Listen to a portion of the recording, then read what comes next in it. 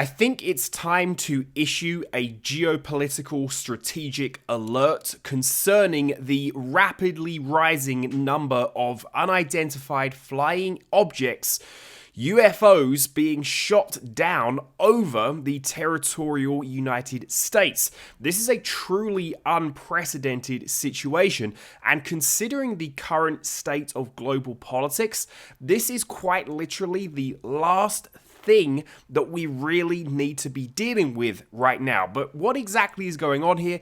Who is responsible, and what are the potential escalations that might emerge? Let's take a look and try to answer some of those questions. I'm Stuart Hooper, a lecturer in political science and PhD researcher, providing geopolitical analysis here on YouTube that is concerned with the real power structures that exist within our planet, the people and interests and institutions that really control what's going on, and you're starting to see some of that play out with all of these shoot-down scenarios.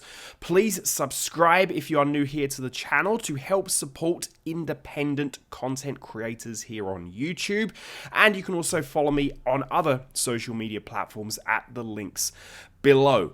Now, this all started just over a week ago with the shooting down of a Chinese balloon, whether that be a spy balloon or a weather balloon. That is currently up for debate, depending on who you talk to. But it's really important to note that the Chinese government actually came out and publicly assumed responsibility for that object, which is important because that means that this isn't some kind of psyop that the American government is running.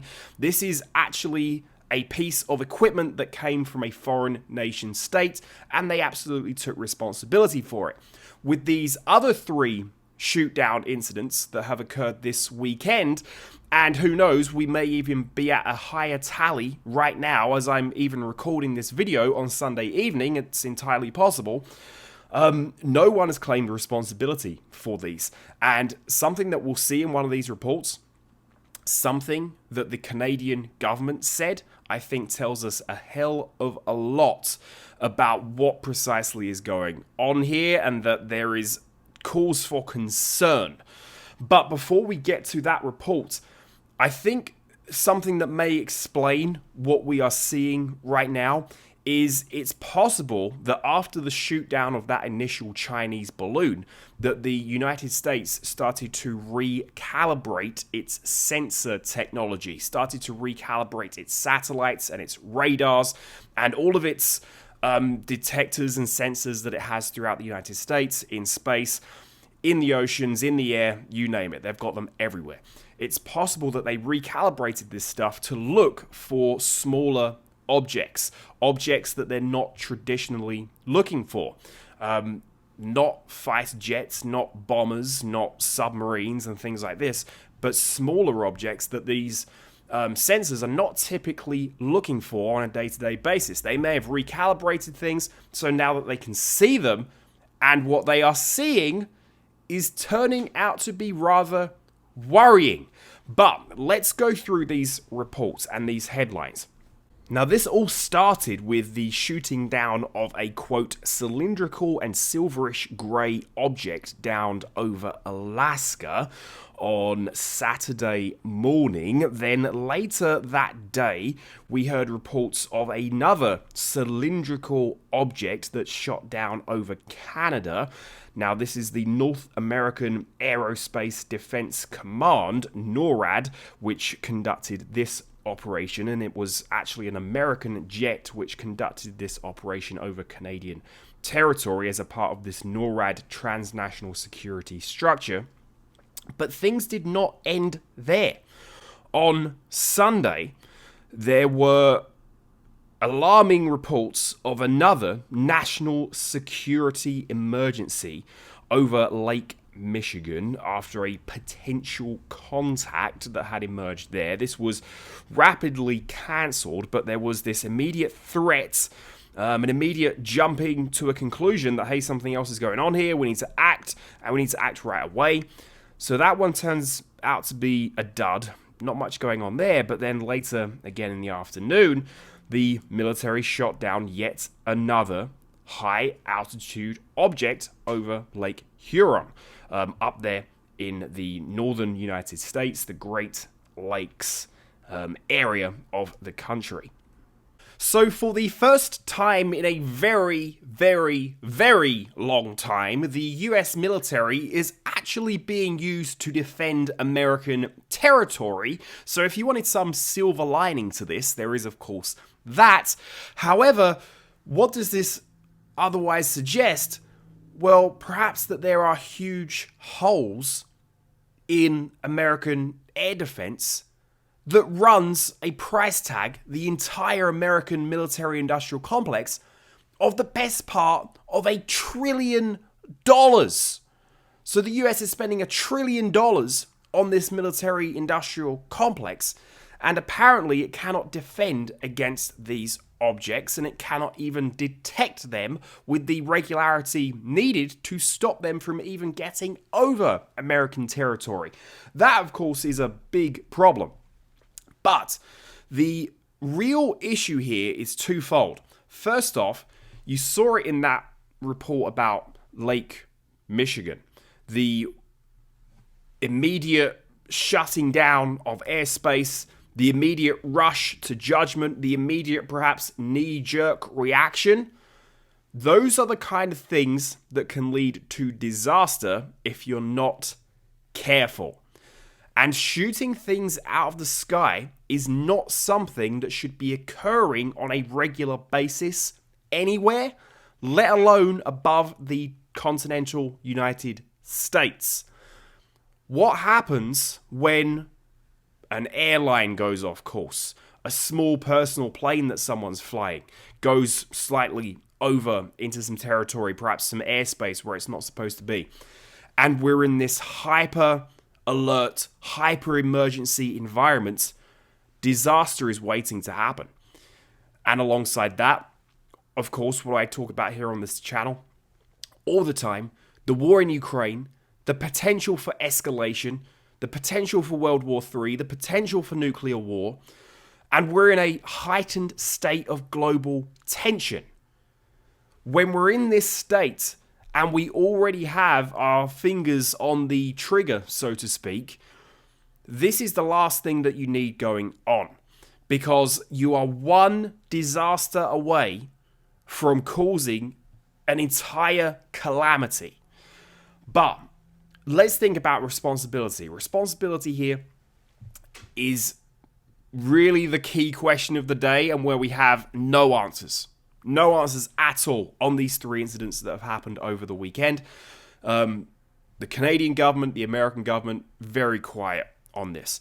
And in actual fact, this demonstrates the really undemocratic nature of modern military and security structures. The general public, the voters, the taxpayers who are supposed to choose their government, who are supposed to decide what their government does, you're getting a good insight into the reality that you actually have no say on what your government does. You have no say in how it spends its money, and you never really know what's really going on. And let's return to one of these reports, the one on the Canadian shootdown, because this is where there is that really telling quote from the Canadian Defence Minister, Anita Anand.